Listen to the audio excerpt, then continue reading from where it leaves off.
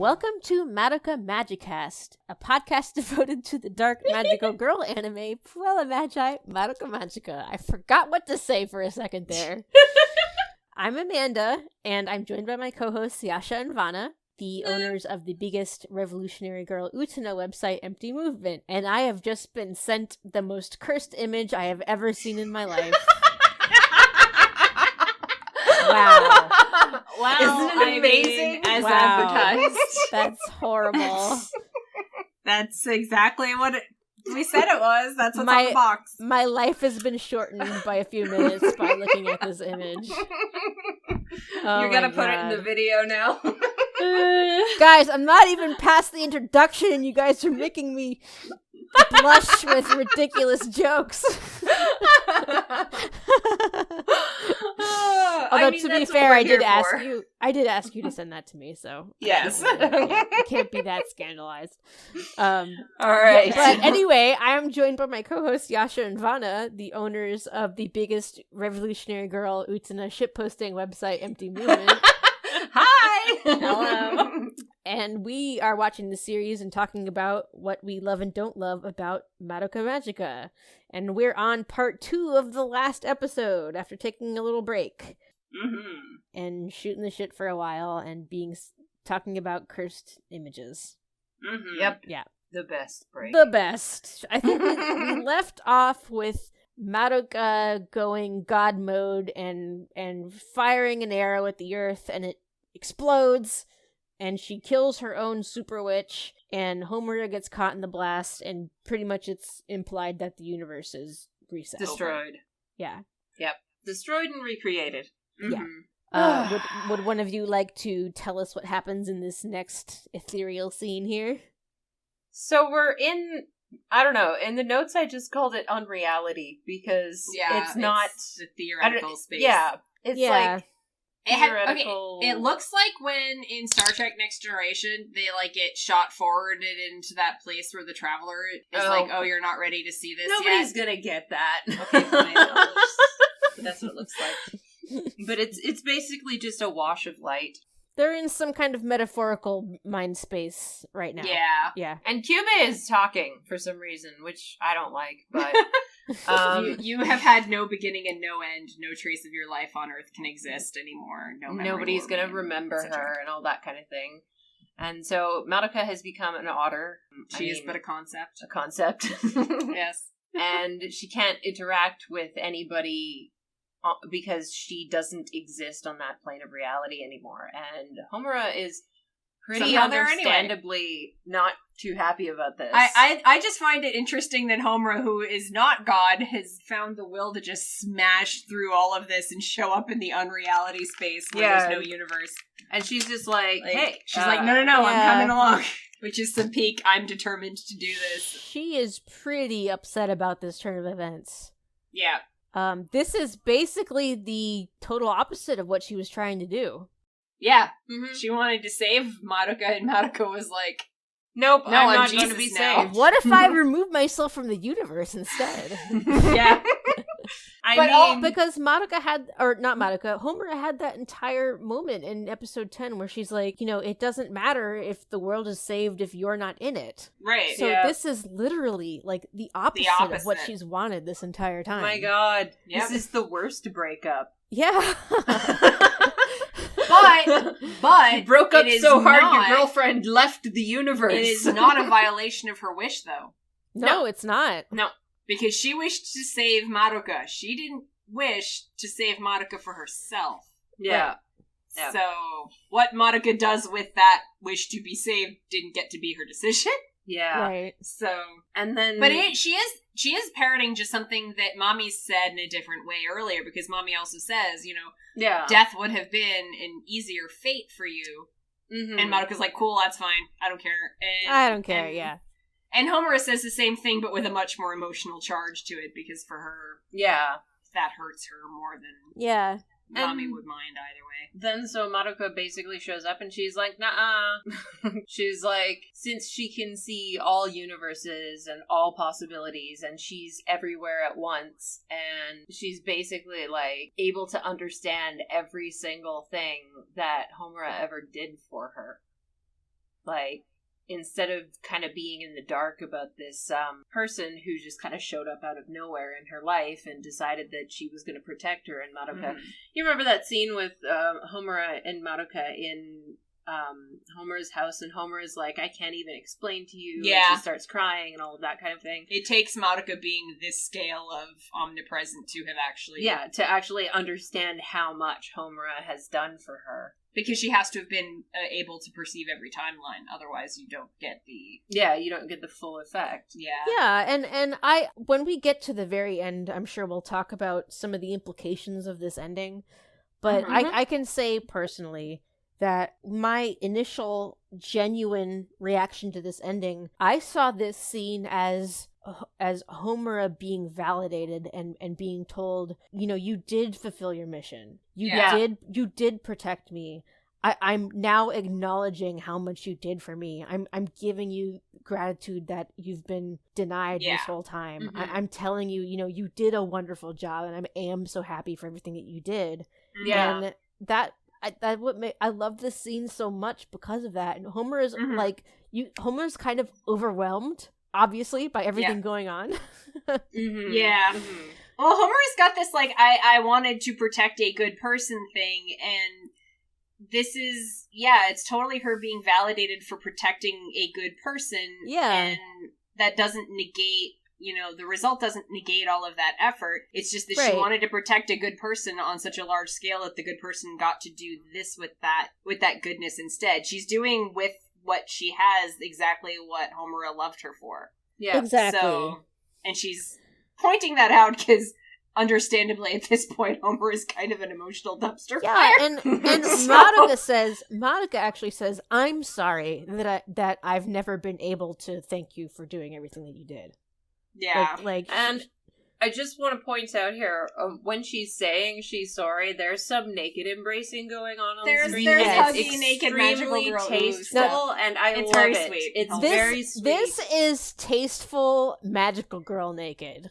Yes. This is not over-sexualized. It's not sexualized at all. Like, it's not. It's really not. The most you see is a little bit of, like, butt curve, and it's like, it's not nudity sexual at all. Nudity and sexualization are not the same thing. And No. From what I've seen a lot, like, especially because, like, what you were saying before, magical girl nudity is kind of a thing.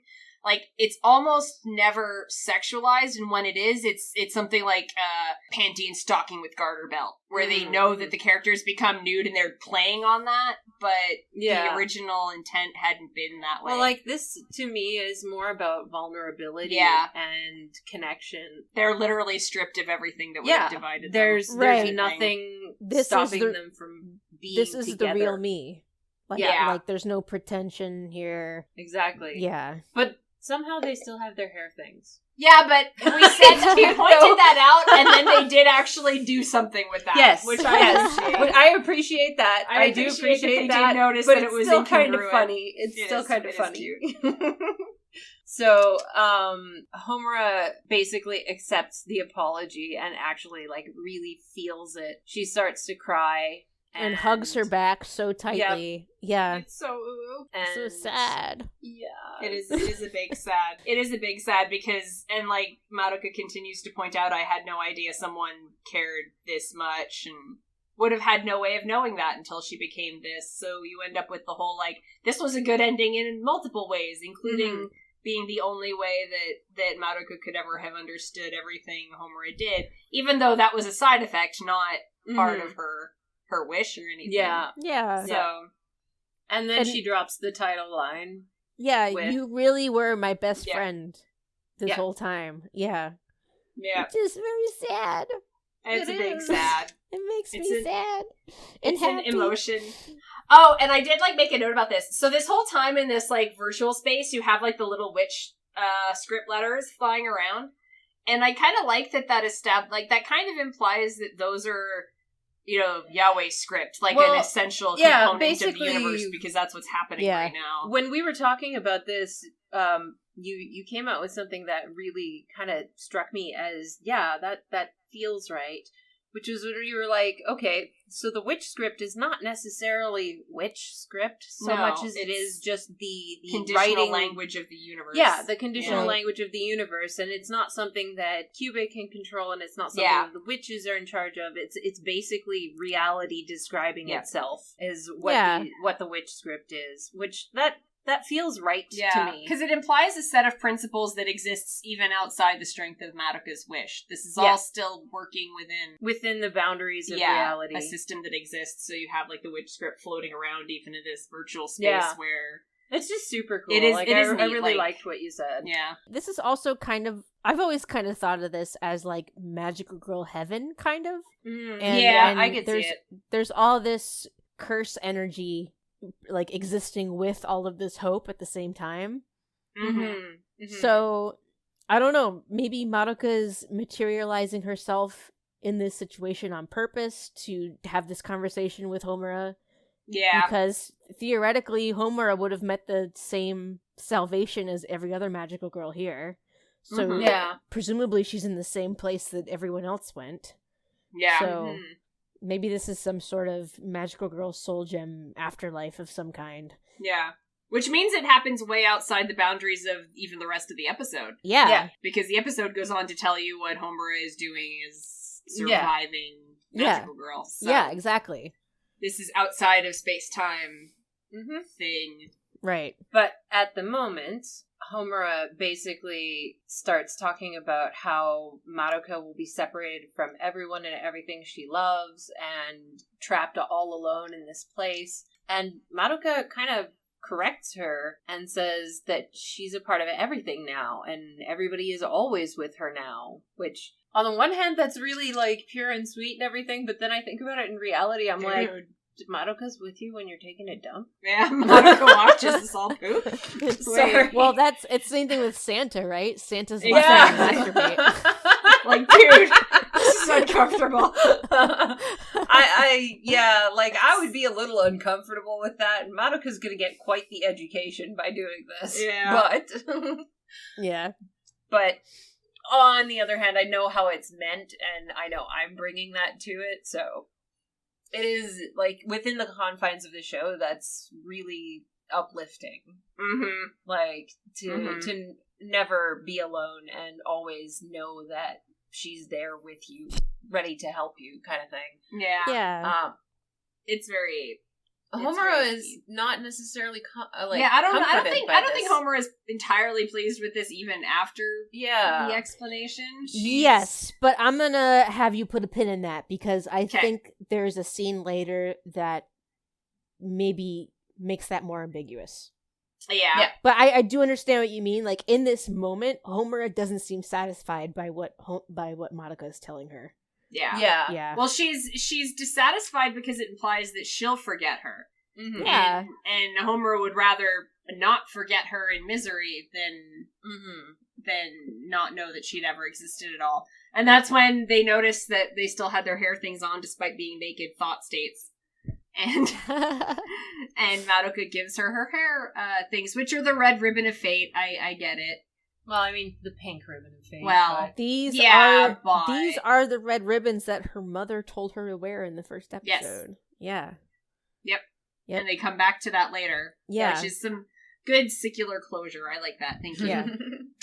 Good work there. And Madoka basically is like, well, maybe you'll still be able to remember me, and you gotta believe in miracles. We're gonna be okay. Someday we're gonna meet again. I believe it's gonna happen. You should believe it's gonna happen too. Yep. Because magical girls make hopes and dreams come true. It's very cute. So it is. It's very cute and sweet. And then she kind of melts away. Yeah, she disappears to go and see the others, and Homura is still crying out for her, and then Homura gets basically expelled from unreality. She kind of gets shot out. So then we have an interesting scene giving us some closure with Sayaka. Which is nice, actually. I really like how they handled this. Yeah. This makes me wonder if all magical girls have a little moment like this with Madoka. I kind of, you know what? I took that as implied, Like, Madoka shows up and kind of gives them a Yeah, gives them like spiritual hugs. Yeah. At the A end. reminder that their wish wasn't pointless. Wasn't in vain. Yeah. It wasn't in vain. Yeah. So in this scene, it's a concert hall, and we see Kyosuke, who looks maybe a little bit older, maybe in high school, about to play his violin in front of some judges, and Madoka and Sayaka are sitting in the audience. And Sayaka apologizes for causing so much trouble, and they have this little conversation about how, Madoka says, no, in order to save you, I had to change this reality so that this never happened. And she what she says is, I had to leave things as if nothing has happened, which to me that implies that she's like, okay, well, I let Sayaka die because her wish, she would rather have her wish granted than still be alive, kind of thing. Yeah. But then that kind of confuses me a little bit. Yeah, I honestly, suspect that subtitle is a mistranslation. The to be thing honest with you. Yeah, okay. The thing that I got from this is that ultimately this decision gets made for every magical girl. And, I don't actually think what she does with the other magical girls is appreciably different. It's just that you get to see the conversation with this one because it's so much more intimate to her. Yeah. But the magical girls all still have to die. Yeah. Their wish still creates a debt that they pay for with their death. They just don't become witches. That's all Madoka gets to change, is that witches don't happen as a result. But that still means that the magical girls are paying with their life for this wish. And this is Madoka going, if I wanted to have undone all of this pain that you went through and everything, then you would never have gotten to save Kyosuke. And I'm guessing, my presumption is that that's what happens with all of them. Okay. Is ultimately, whatever Joan of Arc wished for, whatever Cleopatra wished for, still has to have happened. Right. But you're not going to become a witch as a result of that, but it's still going to get explained, I can't undo the pain you went through to get there entirely, because that was the cost of your wish, but now you get to know that you asked for it. Because, later on, they're going to have, a conversation with Mommy where it's pretty clearly implied that the new version of the universe, the witches know, the magical girls know better ahead of time what they're getting into. Right. Yeah. And I feel like this is her explaining, I could have undone this entirely so that you never had to do this at all, but it would have cost this. Yeah, and Sayaka, want that kind of thing. And Sayaka, I would imagine most of the magical girls is no, that's fine, that's what I wanted. Yeah. So I'm assuming this happens with all of them, and it's still the same decision blanket. Yeah, it's not an exception being made. You get a little chat with the nice pink-haired Jesus about how your wish really was great. Yes. Yeah. It made a difference after all, kind of thing. And Madoka is the psychologist at the end of the universe. Yes. Yeah, and Madoka says, I still think that everything that you did was everything, your wish and all that you did, was good, and it wasn't meaningless. And she basically wanted her to be able to see that and be at peace with that. And Kyosuke is apparently doing really well because the judges are very enraptured in what he's doing. And Sayaka's Hitomi is there. Hitomi is there. Yeah. Yeah. And Sayaka has her little growth moment where she's like, as long as Kyosuke gets to thrive and times, it's okay for this other bitch to have it. No, that's not what she says. I know.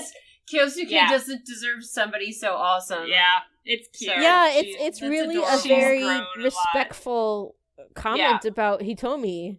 Yeah. She's kind of acknowledging that Hitomi might actually be a better fit for this guy than she is, which is very mature and fair. Yeah. Yes. Yeah.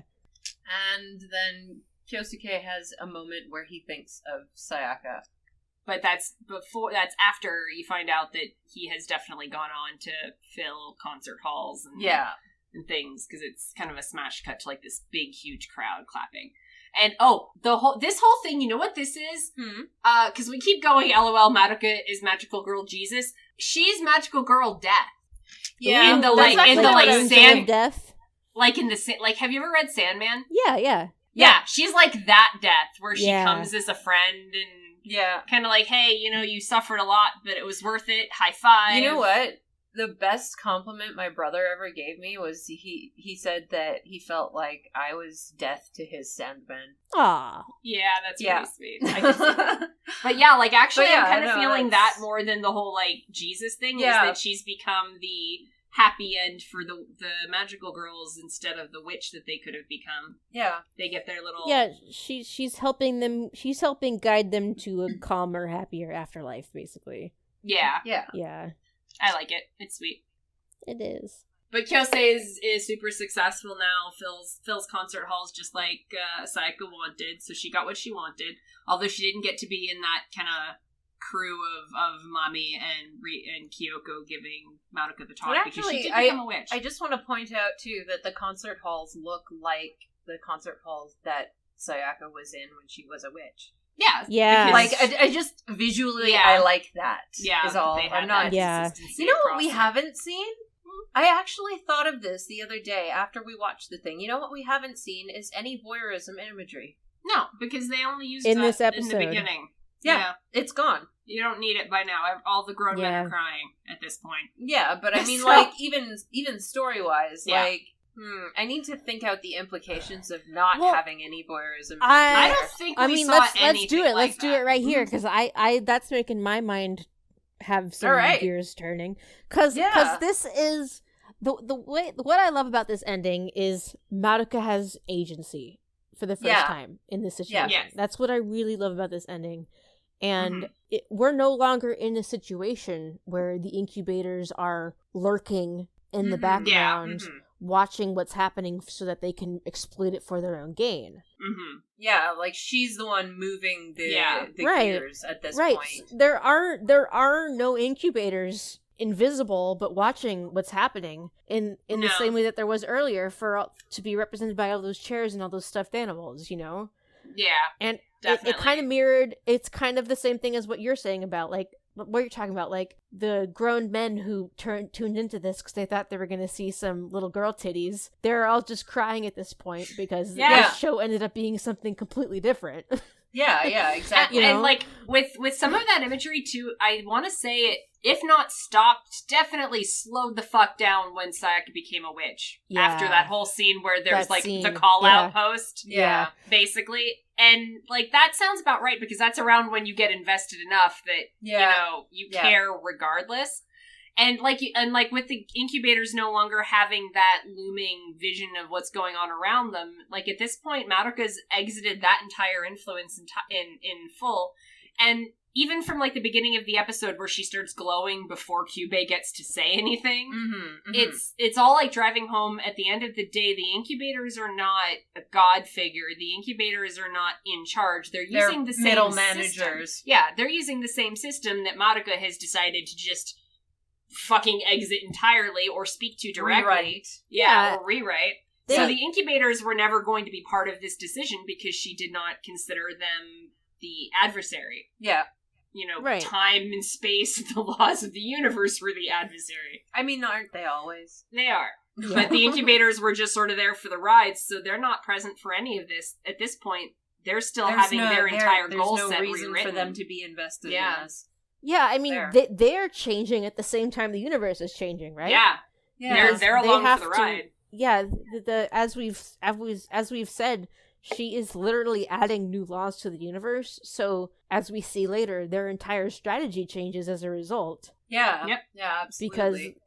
Because they're working in a different framework, essentially. Yeah. I just think it's cool, though, that they paid so much attention to where that voyeurism imagery showed up and what it meant, and the double meaning of it being incubators and also the audience. Yeah. Like, because the audience is along for the ride at this point, too. We're just like, I don't know. Well, I mean, it's just a really nice piece of delicate work. Like, it's something that not everybody is going to pick up on it, but subconsciously, like, you notice. And then when it's gone, there's this sense of freedom. Right. You know what I mean? Like, nobody's watching anymore. Yeah. Like, and you can be yourself and do what you want. And Yeah. that's, like, the sense you get from Madoka is she's being herself and doing what she wants. without the interference or observance of others. Which is interesting, like, especially with how they did because the whole, like, you know, the audience is a cast member thing, that's not an uncommon trope. That's everywhere. But it's, I mean, it's how much it's so used, well, you know. here. But, like, what I like with the incubators, though, is, you know, you have Madoka change these laws of the universe, and you have the result where you see how the incubators communicate with the magical girls now, and it's a much more open relationship where, you know, they have an open relationship. They have well, like the girl, like Mommy will say, they know that that's the fate of magical girls, and they accept that ahead of time, and all this kind of stuff. Yeah, and it's much kind of more bantering. Honest. And it's that's the lesson that you're supposed to, as the audience member that has as Kyubey your representation. Hey, maybe treat these women around you as people with fucking agency that can make their own decisions and be honest with them and let them have whatever information and call their own shots. Yeah. So, like, in that sense, Kyubey is the... Maybe don't just treat them as something you can cleverly manipulate while pretending to respect them. Exactly. Yeah. Like, I like that they showed you that audience as a bad person surrogate actually have to turn around and readdress his approach because of the changes that Madoka made. Yeah. And Madoka made those changes by you getting roped into this 12-episode series and emotionally sobbing your balls off, even though you were not there for that at the beginning. So it's like, I do like that. Sorry, you just gave me the worst mental image. Don't. Anyway, no, I'm not going to go there. But I do like that they actually did have that, because I mean, they had the growth moment for Madoka, but they also kind of had that growth moment for the audience that got taken along, and it's like, here's the demonstration of what you could do instead of being the creeping, looming shadow figure over all of these people's lives, kind of thing. So I do appreciate that they actually took that to its conclusion instead of just spending, 11 episodes going, wink, wink, this is the audience surrogate because the audience is terrible people. Yeah. Like I said in many episodes past, this Sayana Uta guy might know what he's doing. Yeah, a little bit. very much so.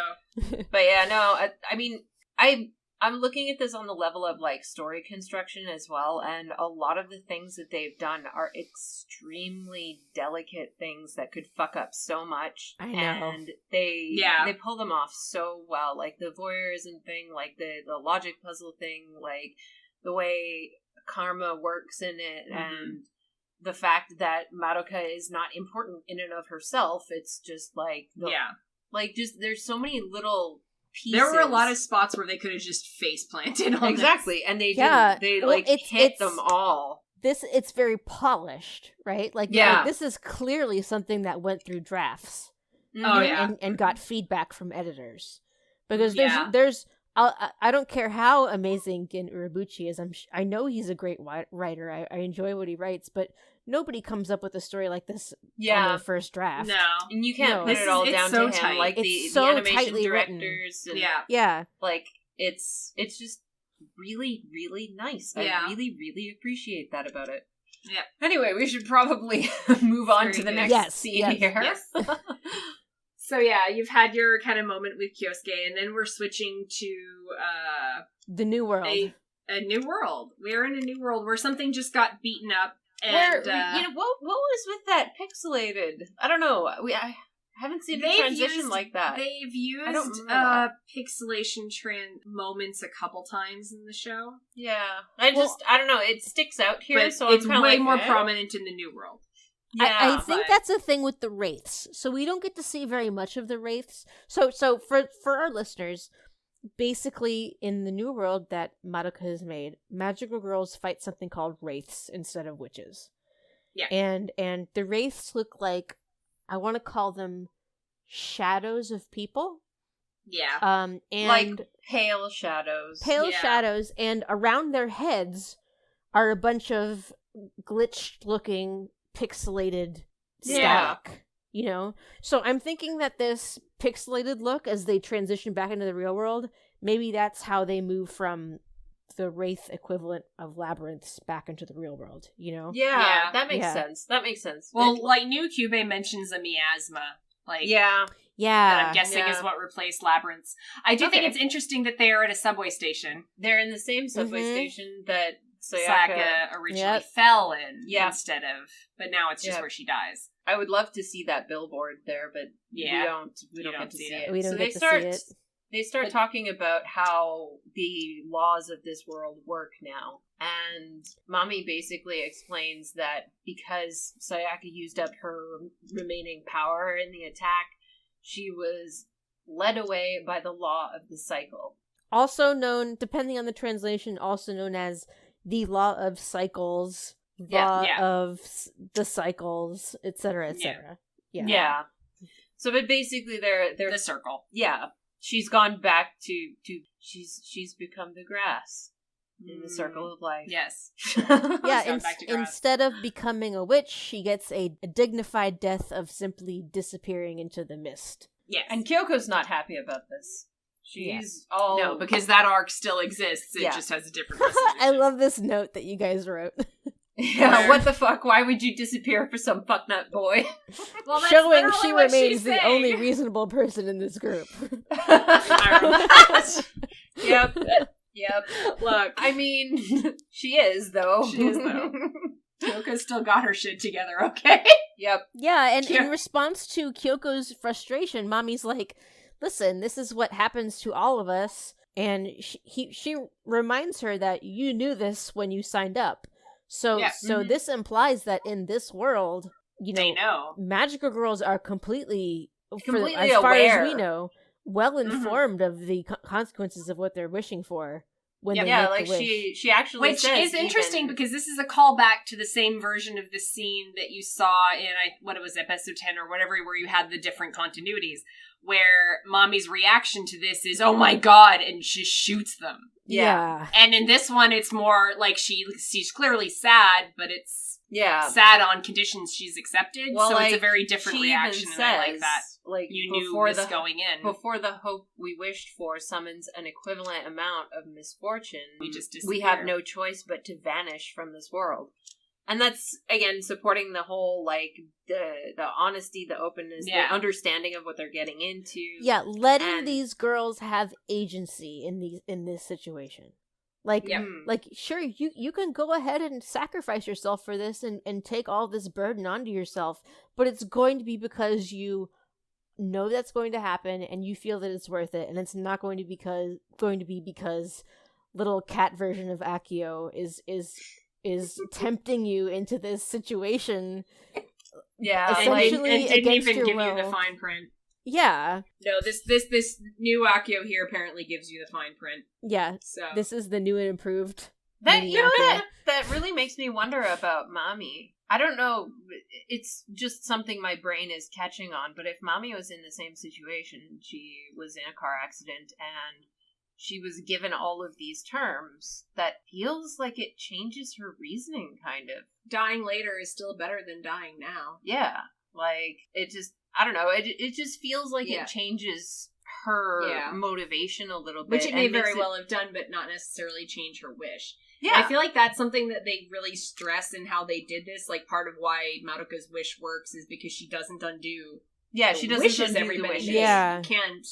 You cannot, the whole new universe that she's created has, like, some major key differences, but the decisions everyone makes seem to be very much the same. Mm-hmm. Right. So She has like skirting that line there. She doesn't undo the decisions that the other girls make. Like that's why I keep harping back on this theme of agency, because that's really what this comes down to, and it's about respecting all of these girls' decisions, but putting them in a position to make better decisions. Yeah. So, I don't think it's unreasonable to think that maybe some girls chose not to do this in this new world, Yeah, absolutely. Very possible. Yeah. Absolutely. And Jesus there would probably have supported them on that. Exactly. Because it's their choice. But Madoka's not going to deny the others the agency to save them, which is in a way the merit she has that Homura lacked. Yeah. How so? Homura's wish does not really involve Madoka's agency. It doesn't. Homura does not take into account what Madoka actually wants. Yeah. And like, whether you think that's inherently selfish of her, like, I guess depends on how you read the character. I don't think it is. I don't think it is either. But it does deny Homura would save Madoka at cost to what Madoka wants. Yeah. Which is fine. I don't think the show judges her for that. I certainly don't, but No. it is a difference between her and Madoka that makes Madoka able to make one decision while Homura made another. Makes a difference. Madoka was not willing to rewrite the laws of history at the cost of the choices these girls made, even though it did lead them to suffering. All she wanted to do was mitigate some of that suffering. Whereas Homura was like, no, I'm just gonna fix everything and fuck you. Yeah. Which isn't really what Yeah. reality I have works, to fix so. everything. Yeah. Yeah. Just taking on way too much responsibility. Way too much. So, She tried. back to the scene, Okay. though. Yeah. Basically, at the end of Mami's little explanation, Homura just breaks down, clutching Madoka's ribbons to her chest, and says Madoka, and nobody knows what she's talking about. She Who's remembers. Nobody else does. Okay, so this And- park scene. Yep. And then This- we get the park scene. This park scene is where I'm going to be arguing with a lot of people when it comes time to talk about Rebellion. Yeah. Uh-oh. Okay. You know what? I kind of get it. Yeah. I know a little bit Yeah. about Rebellion, and I kind of get it. Okay. I might play devil's advocate for you. That's here. totally fine. That's completely fine. But let's just look at what's going on here. Yeah. So it looks like Homura might be walking home from school, and she passes by Madoka's little brother, who is drawing Madoka, the person who's not supposed to exist anymore, in the dirt/sand. And Homura kneels next to him and says, "You're right, that is Madoka. It looks really good. Good drawing." And the little brother tries to reach up for the red ribbon, which is now tied around her hair. And Madoka's parents show up. And Homura gets to have this, friendly conversation with Madoka's family, essentially. She sits down with Junko, Madoka's mother, and this note that you guys wrote here is ridiculous. Children are holy and made of sunshine and can see all the deep important secrets of the universe. It's totally that kind of thing. I mean, That's totally That is- how they're playing. that is how they're playing this. Yeah. Yeah, they are. So, But anyway. yeah, Junko says, I don't know who this Madoka is, but my son keeps talking about her. I guess it's an imaginary friend, or there's a joke about, is she an anime character or something? Yeah. Which is her. Yeah. Her. And Homura is just kind of saying, yeah, maybe not. I don't know. Letting her talk. Yeah, letting her talk. And Junko says, it kind of has a nostalgic ring to it. Like there's something about the name that has meaning to me. And Homura looks at Junko, smiles, also was smiling at little brother, and she says, "Oh, I see." Like she's getting something from this conversation. Yeah. And Junko is like, your ribbon on your head is so cute. I feel like I could take it for myself. And Madoka offers to give her the ribbon. So Homura offers to give Madoka's mother the single keepsake that she has of Madoka. Yeah. Okay? All right. So, Big. So it's hard for me to talk about why I think this scene is so important without spoiling Rebellion. But what I'll say is that some people justify what happens in Rebellion by saying Homura wasn't actually that happy during this ending. It wasn't a good ending for Homura. And when I watch this scene, I just can't agree with that. Mm-hmm. Yeah. That's fair. That's totally fair. She seems content. She seems resigned. She seems happy with how things have turned out. And while she may be a little bit disappointed, she's sitting next to Madoka's mother, having a nice, conversation with her. And she goes so far as to offer to give her the single thing that she has left as proof that Madoka ever existed. Yeah. So I feel like, and the music in the background is very positive. Like, this isn't framed as a sad ending. This isn't being framed as Homura being upset with how things ended up. So when people, and this is a little bit premature, this conversation, but I really don't feel like when people say, well, Rebellion makes sense because Homura was actually really unhappy at this ending. I'm like, really? Are you sure she was? Because I feel like that might be open to interpretation here. I don't know if that's necessarily the case. Honestly, like, You know? I feel like everything you're saying makes sense. Yeah. But I'm also kind of seeing the other side making sense, because this is one afternoon amongst many, many afternoons that she's going to have without Madoka. It can be both kind of deal. It feels like there's less support for a negative interpretation. It doesn't seem like Homura is unhappy here, but I feel like after the weight of time starts to pass, that happiness may be something that erodes, because this is not an afternoon she can keep with her forever.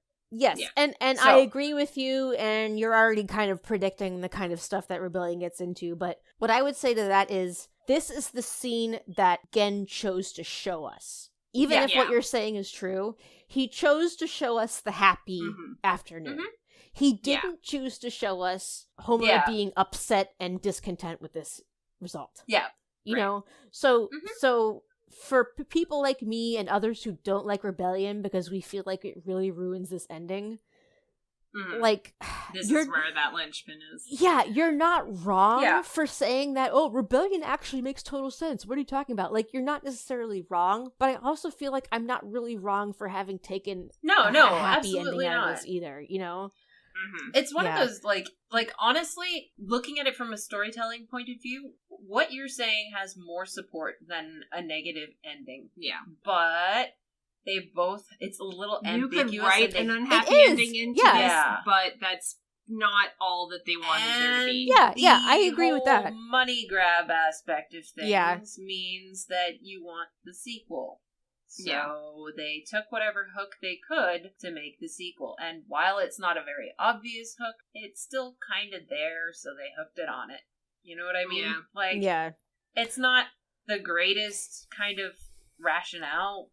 To be honest, if I had wanted to continue this story, I would have done it quite differently. Instead of having Homura become, like, I hear she's more of an adversarial character. They're gonna, like, there's a scene following this one that I wouldn't say negates the scene at all, but does have kind of the roots of a counter argument in it. Yeah, like, why don't let's move on to that. yeah, then. let's Yeah, move like, on, yeah. Because I would, like, I think we can all agree this particular scene especially is extremely much more of a positive. Yeah, this is an extremely I've made peace with positive this scene. fate kind of Yeah. moment for Homura. Do you wanna take us through the next scene then? All right. Yeah. So then we head into the future or the past or something, but they're sitting on top of some kind of tower thing, Homura and Kyubey, and they're kind of working on better terms now, and Homura has explained to him about this other world. She's tossing little cubes of grief into him, and he's, he's drawn really differently. Yeah, they He's completely drawn changed the differently. way that they draw Kyubey, and I love it because that's such a good touch. Not only is he significantly more emotive now, yes, but, like, they draw his ears with more of a curve in them, and his tail, like, is all, like, floofier and cute and shit. Okay. It's not that I don't like it. You know those things that you like, but they make you mad anyway? Yeah. Yes. A lot of the time in the scene, if you look, they draw Kyubey with a dent in the top of his tail that makes him have almost like a heart around him. silhouette. Yeah. At one point, Ugh. he Bugs like me. makes an explicit question mark with his tail. Like, yeah. It's all way more consistent with, like, what an actual cute anime mascot magical absolutely. girlfriendo would look like Absolutely. and act like, instead of, Lucifer born from darkness. Yeah. Like, he's way more whoopy. See, like, There's the little question mark. Yeah. It's cute. It looks cute. It's very cute. And it's because, like, at this point, Homer has kind of told him this other universe that existed, and he's rightfully like, that's a cool story, bro. He's all like, oh, well, this is kind of appealing, actually. Yeah, this would have actually Like, been way more shithead. efficient if it had worked this way. Shithead. And he does explain, if that had been how it worked, we probably would have approached humans very differently. Mm-hmm. Which, Homura owns. She's like, yeah, that is the kind of creature you are. He's still a creature that is going to choose to he's do a, his job. He's a rules lawyer. He's a rules lawyer. He is. However, the rules no longer accommodate his abuse from the first iteration of the universe. So,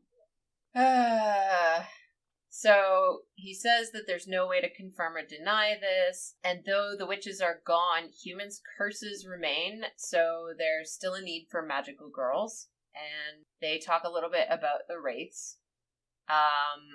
Collecting courses. That looks like a mistranslation to me. yeah, I'm guessing it's... Yeah. Like, they clearly mean the soul, like the little grief cube things. But she goes on, she's like, well, not everything was great about it. Our relationship wasn't very good. And he's like, huh? Yeah. Mm-hmm. She throws all of the remaining grief cubes up into the air, and he has to, like, dance around to catch them all at once. Yep. It's very cute. And then she's holding her soul gem, and it looks very different. It's no longer the little egg-shaped thing. It's a diamond. It's the thing that she just pushes right into the setting on her hand. Yeah. It's interesting that they chose to display it that way rather than, because we're used to seeing the little eggs in the ornate, almost like Fabergé eggs. And so then she's going to fight off into the night to fight wraiths now that are still the distortions of the grief of humans, and they have this weird pixelation thing, which is super neat. And then they kind of have a pan across the cityscape where they're standing on buildings, but they all have like very yoga kind of like poses and things. Yeah. Like they're all sitting in lotus like position. They're a little bit more Eastern than Western. Yeah.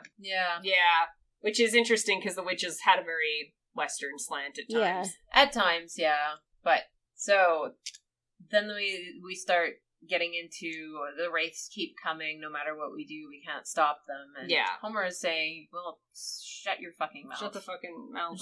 Shut your fucking mouth, asshole. Yeah, I complaining. What I like helping. about that exchange is that it feels like this new situation is very routine for the two of them now. Yeah. And it's more of a partnership. Yeah. Like, it's not Kyubey, manipulating and all of that. They're working together instead. And so... And this is, like, what I would say is, like, kind of the counterbalance to the previous scene. Mm-hmm. In that it demonstrates that Homura can be of two minds about it. Because, like, as she descends in her badass anime way, she says, even though this is an irredeemable world, it's a world that Madoka chose to protect. Therefore, I'm going to protect it, too. And she has that kind of, like, expression on her face of... It's like equal opposite to the expression she just had with Junko, where it's like, this isn't the world that I would protect, but she chose to protect it, so I will do so. Yeah, and also you know what she is hanging out with Kyubey right now. So she is. So she's hanging out with Kyubey. That might be the origin of her being a little bit more friendly and energetic than she was earlier. Yeah. What's that line from Shawshank Redemption? Where it's like, where Red says something like, I believe the world is a good place and worth dying for, and I agree with the second part, or whatever. Like, that's Homura. She's like, the world is a great place and worth dying for. I don't think she's ever going to agree with the first part the way Madoka does, but she agrees with the second part, and I feel like that's why there's kind of a bittersweetness about her decision to keep going. Well, I mean, again, like, this kind of plays into the whole weight of time thing. They actually mention the wraiths keep coming, and there's no way of stopping them, and this is something you're going to do forever. So they do leave the door open for her over time to despair, which clearly that's what they're going to go and do with Rebellion. Yeah, like we already know that's that part. What happens, but it's called Rebellion, so you can kind of get an idea of what's going to happen. So I don't think it's like, I don't think like both scenes kind of are equal and opposite to each other, and I don't think that they necessarily can't exist together. I mean, you can have different moods, but but pure whole and deep acceptance of everything that has happened, I don't think is quite in Homura's makeup. Even though she can be satisfied in some ways and make peace in some ways. They leave her ambivalent about this whole thing in ways. Well, because, I mean, fairly, she didn't get what she wanted. To me, this seems like it ends up kind of a write-your-own ending situation. Yeah, where if you decide that it ends here, then that's where... That's just... ignore the rest. That's kind of where I think the issue comes down to. And again, I don't want to get too deep into Rebellion discussion without us getting to that point yet. But imagine if they made a sequel to Inception, or they made a sequel to The Sopranos, and the sequel took Aren't they doing that? Well. I heard they're doing that. I heard they're making a sequel. It's a prequel. Okay. Imagine if those theoretical sequels took a hard stance on what the ambiguous endings of those stories meant. Yeah, it's kind of like, no, I don't want that. Yeah, everyone who had leaned towards the opposite one would be very disappointed. Is pissed. And that's kind of how Rebellion ended up happening. Like, everyone who saw this as a good, happy ending, everything's tied up perfectly, everything's good. Yeah. Homura is not completely satisfied, but she seems to be content. She seems to be happier. She seems to have found some purpose and some meaning. You know, everyone who saw this ending is that way, which is how I saw it. All of those people tend to be the people who are pissed off by Rebellion. Yeah. And the people who saw this ending... valid. Yeah. And the people who saw this ending more is like, I don't know, was this really resolved? Homura doesn't really seem that happy about it. Yeah. You know, those are the people who tend to like Rebellion. And it's kind of like, that's why I say, like, people say, like, well, it makes sense. You can't say it's out of character. It makes sense. And I'm like, yeah, you're kind of right.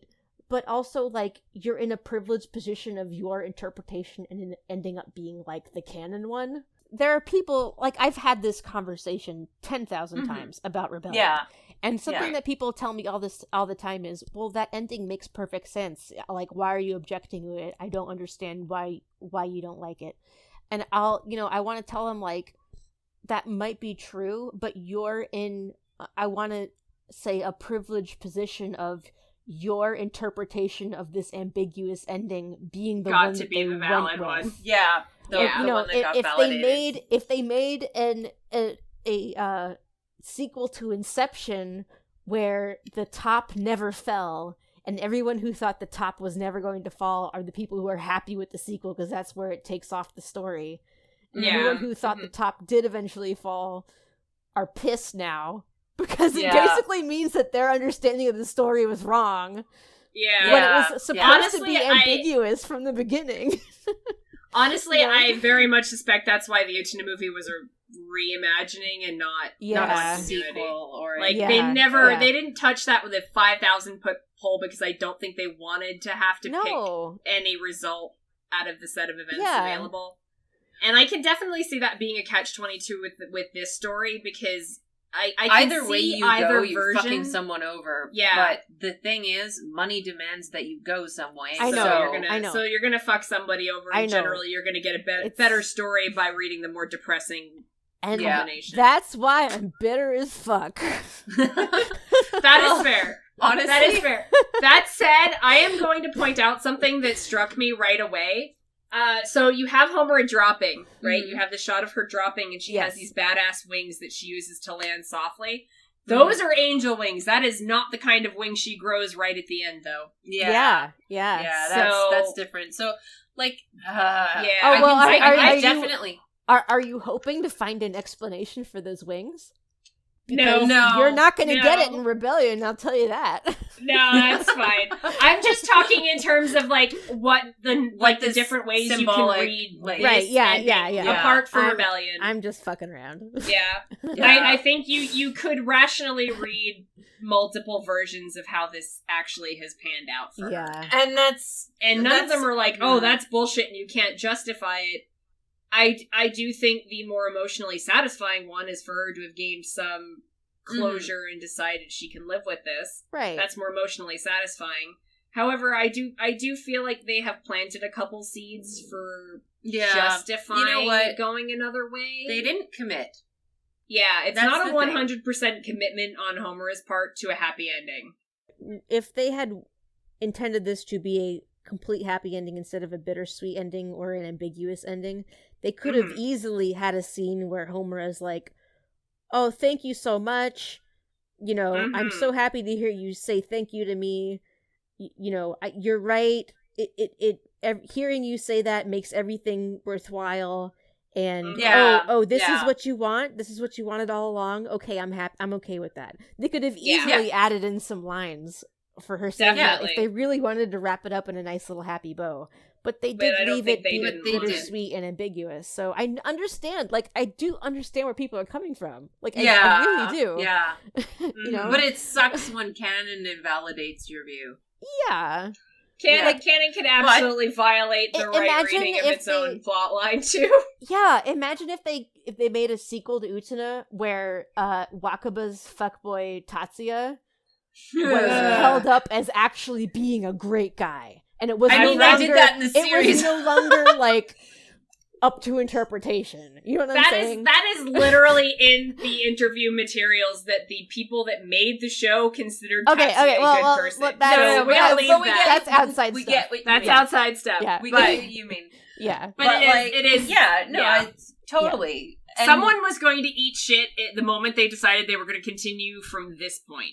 Someone was going to suffer for it because Yeah. there's no And way you could juggle both it versions may of this not ending. be just monetary concerns, although from what I hear, that played a big part. Mhm. Just from the rumors I have heard around what is contained in Rebellion. I Yeah. have not looked.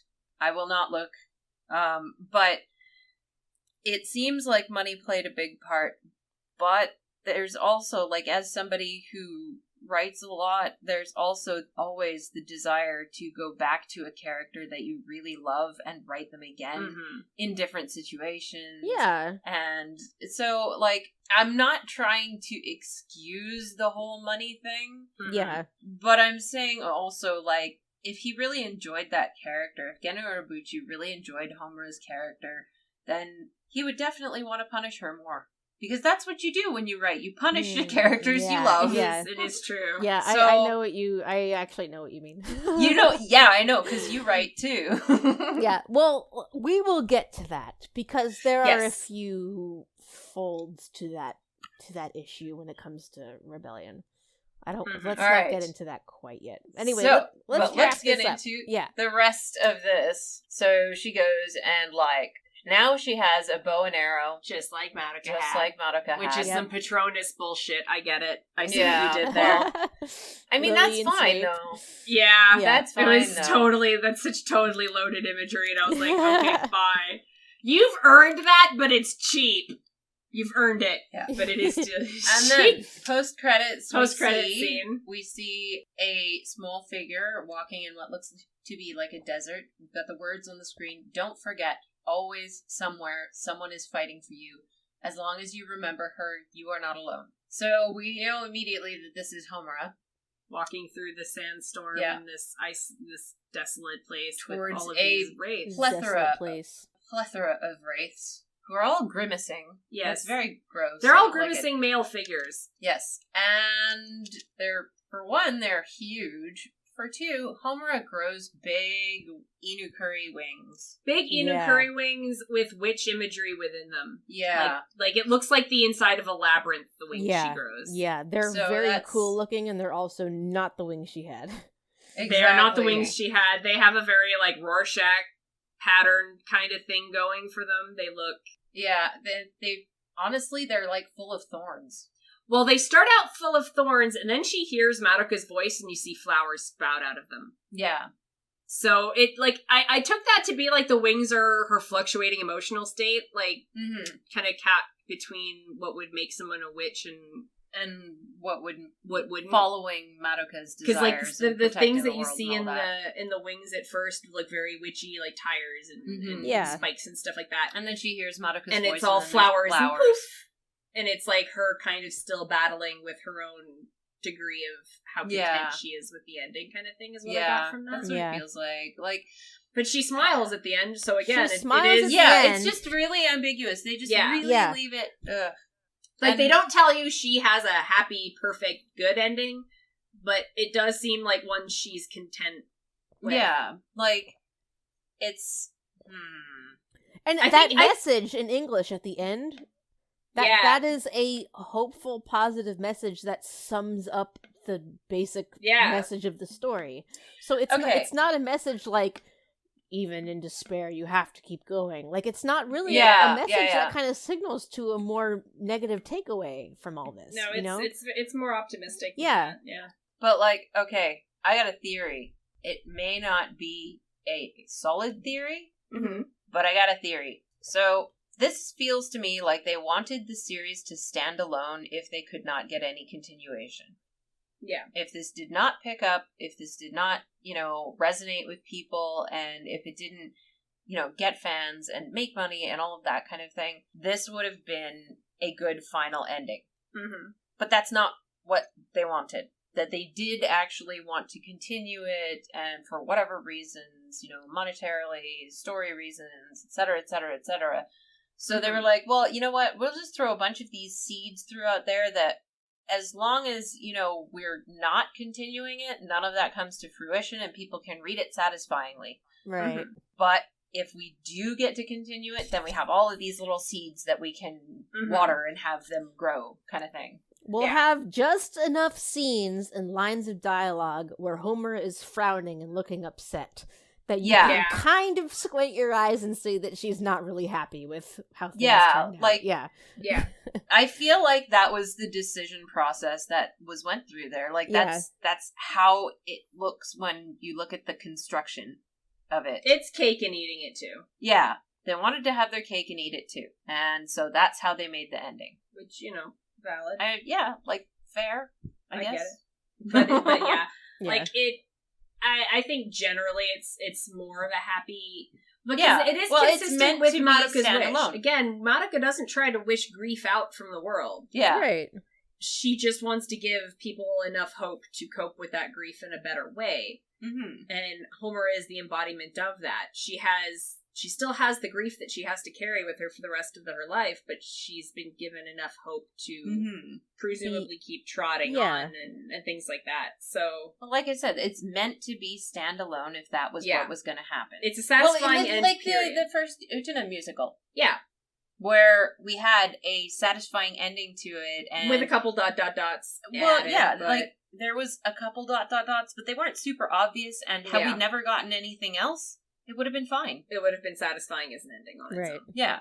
And that's, I feel like that's what they were kind of going for with the construction of this ending. That's possible. And, I don't think that Gen Urobuchi had in mind what happens in Rebellion at the time he wrote any of this.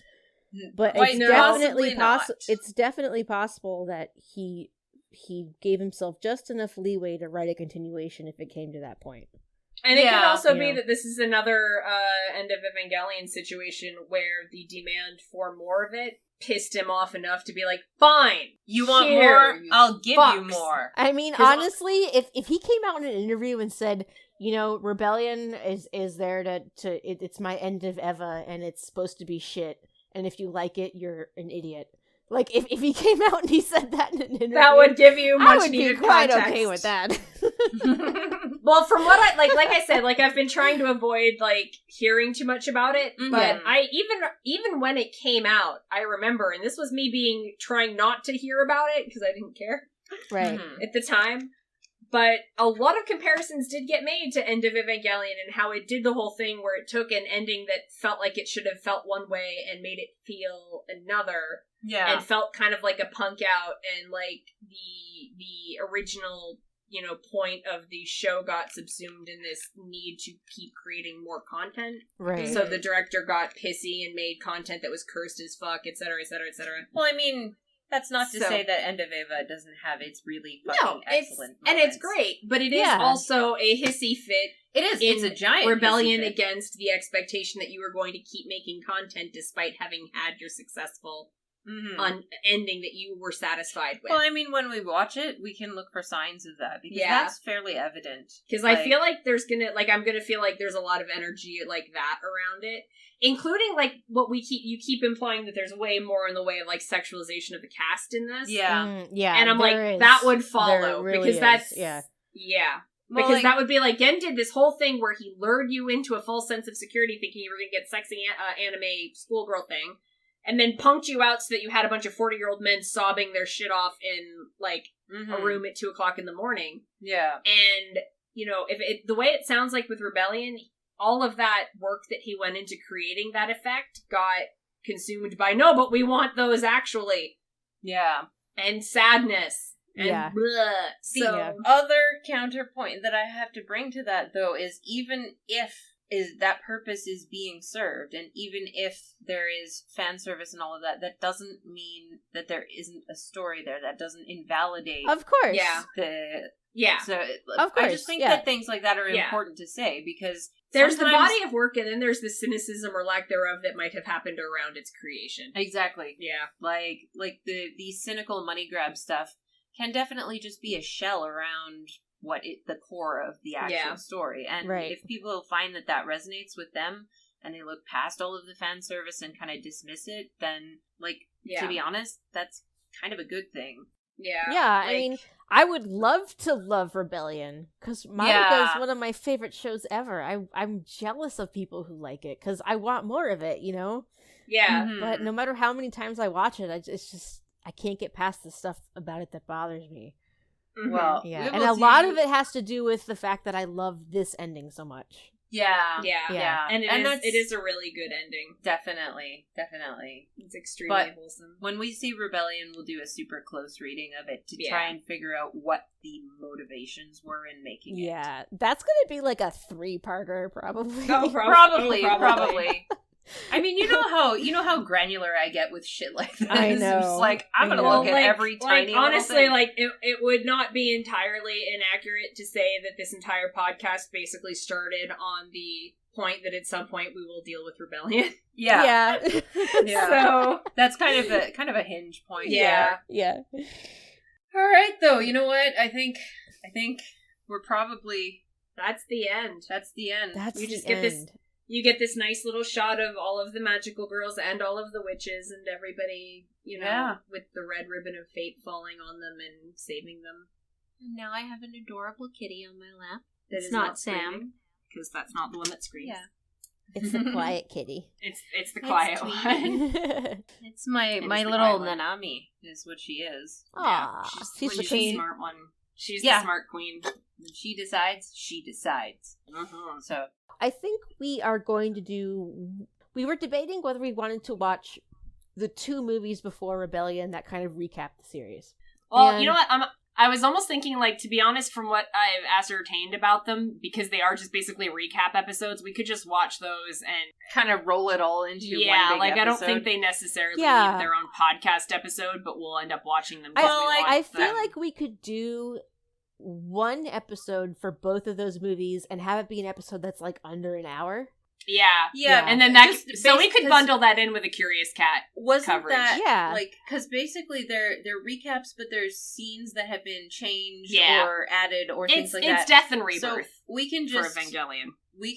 go off of the scenes that are different.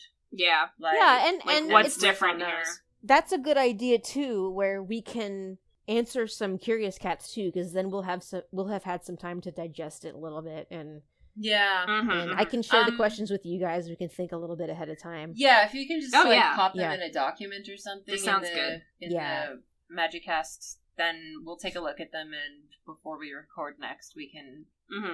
But we should probably, do an ending here. So Yes, Yeah. let's wrap up. It was a good and a sad. It Yes. was a good and a A+. sad, one of my favorite anime ever, one of my favorite endings of any story ever, and I have to say, I'm really happy that you guys ended up liking it.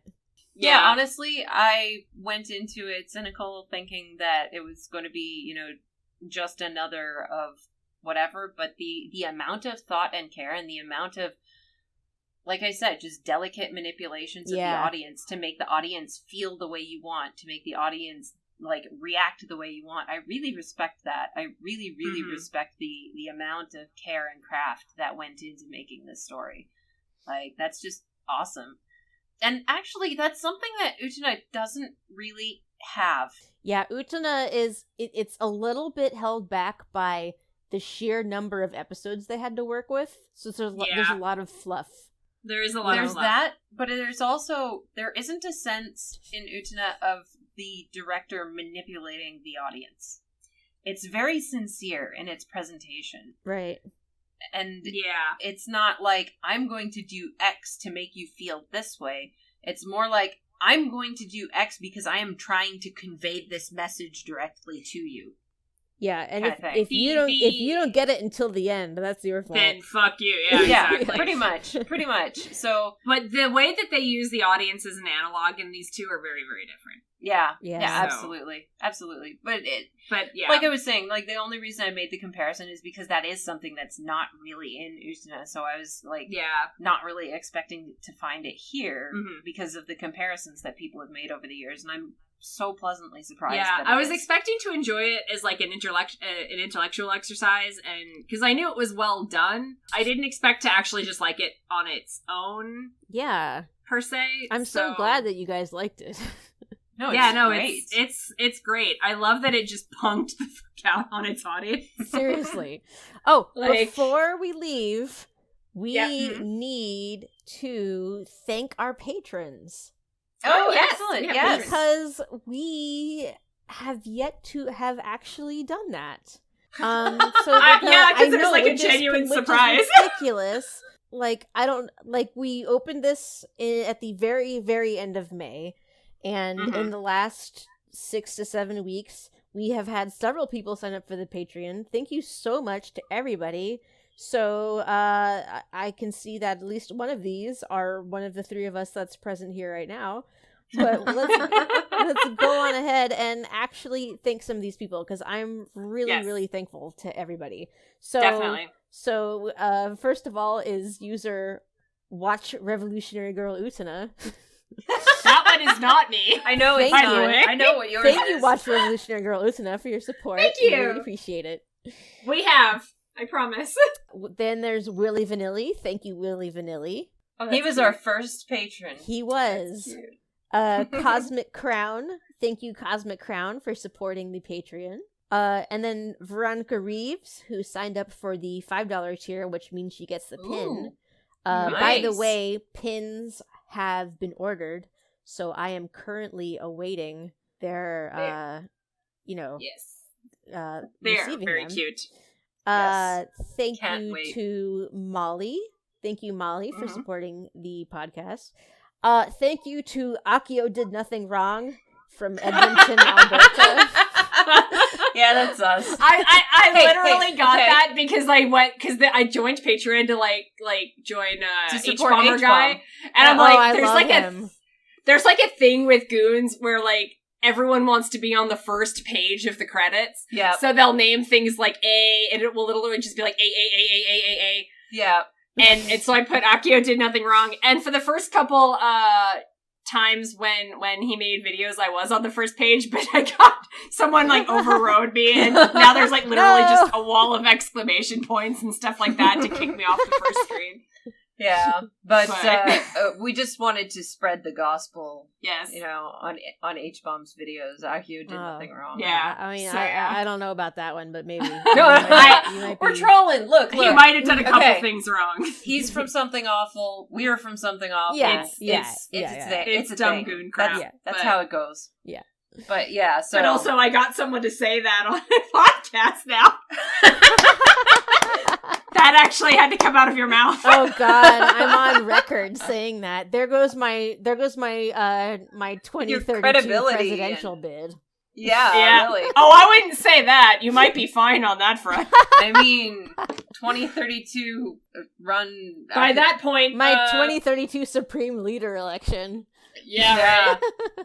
At that point, being a horrifying piece of trash is probably a prerequisite. Yeah. Why don't we just elect Akio? Hold on. So we've got a few more patrons. Holy shit! Really? Holy wow. Yes. Thank you to Daniel S. for supporting the Patreon. Thank you to Coal Thief for supporting the Patreon, and thank you to Cameron Bragg, who is our most recent Patreon supporter. So thank you to everyone. It really means a lot to help support the show, because we have to pay out of pocket otherwise to, pay Panda to edit it, pay for hosting, pay for our time, etc., etc. And the more support we get, the more possible it is for us to start reading some of the manga and start doing some of the side stories and maybe doing more episodes with guests and stuff like that. So if you do want to support the show, it would really be awesome. It helps make the show better and helps bring it to you faster and more often. So thank you to everyone who has. Also, thank you to everyone who bought a pin, because that also helped the show. And if you're thinking of a Patreon goal or another merchandise idea that you might be interested in, let us know, because it doesn't have to be Patreon. However, we can help pay for the show. It's fine. It doesn't have to be Patreon at all. Absolutely. Yeah. Absolutely. So I think that's gonna be it. Our right. ultimate episode here. So let's outro. Yeah. Thank you everyone for listening. We hope you continue to tune into the show. You can follow the show on Twitter at Madoka Magicast. Also, Madoka Magicast on Twitter, on Tumblr. I might be getting a Pillow Fort together soon. Okay, cool. I don't know how many of our listeners are on Pillow Fort, but I've got 2. I haven't really done much with them, but I've got 2 of them, so... Yes, I'm waiting for them to open. I feel like that place is going to explode once registry opens. Once it's open. For now, it's still pretty small. You can follow me on Twitter at Lambda Power, LAMBDA Power. I forgot how to spell my own username. Excellent. And on Tumblr at Sailor Shippost.